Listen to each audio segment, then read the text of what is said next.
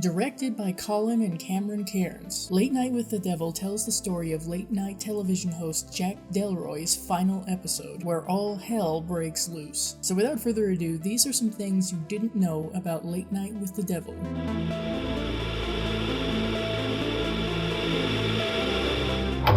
Ladies and gentlemen, please stay tuned for a live television first, as we attempt to commune with the devil. The opening sequence was inspired by The Killing of America, 1981. One of the inspirations for the late-night talk show element of the film is the Dawn Lane Show, which was very popular in Australia. More inspiration came from Network, 1976.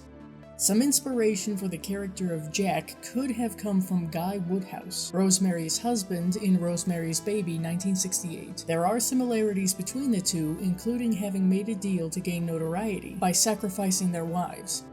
A few mentalists and psychics inspired the character of Christu, such as the Amazing Kreskin, the Amazing Criswell, and Peter Ravine. The real-life magician turned debunker, James Randi, was the basis for Carmichael Haig. Randi co-founded the Committee of Skeptical Inquiry, offering a $1 million award to anyone who could prove their claims. Anton LaVey likely inspired the character of Xandor Diabo. During the scene where June is commanding the demon to leave, she says Vade retro satana. This is a portion of Latin often used during exorcisms, and translates to "Get behind me, Satan." Jack's wife, Madeleine, can be spotted in several scenes throughout the film. Some of these moments are in a monitor just behind Jack at around 8 minutes, near Jack while Christu is speaking to the mother and daughter at around 19 minutes, in a mirror just before the show comes back from a commercial break at around 24 minutes, when the device Gus had been using goes off, and glasses shatter on the table of artifacts. She can be seen in the black scrying mirror. Her face appears on the back of Lily's head during the possession scene at around 55 minutes. Obviously, behind Jack when the possession footage is being reviewed at around an hour and 17 minutes, and shortly after when the lights go off. Gus holding his crucifix and reciting "The power of Christ compels you" is a reference to The Exorcist, 1973.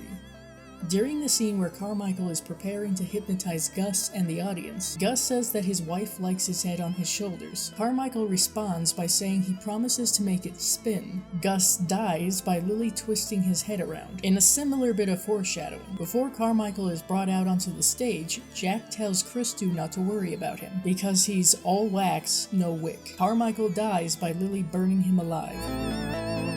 According to Colin Cairnes, there is a specific reason why the events of the film take place in 1977, as opposed to any other year during the 70s. Sweeps Week is supposed to take place on a Monday. This also takes place on Halloween. The only year during the 70s where Halloween falls on a Monday was 1977.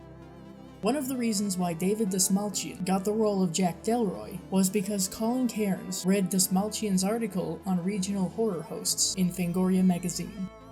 Ian Bliss was originally hired for a role that was not Carmichael Haig. The actor who was supposed to play the character bailed on the film last minute, so Bliss had to prepare to play Carmichael in 4 days. The Grove was heavily inspired by the Bohemian Grove, which is located at 20601 Bohemian Avenue, Monte Rio, California. Just like the fictional Grove, the Bohemian Grove totes politicians and other noted figures among its members. Also like the Grove, there is a lot of owl imagery used in Bohemian Grove. According to some legends, the devil claims payment for someone's contract for earthly goods 7 years later. We're shown that Jack was at the Grove in 1969, and Madeleine died in 1976.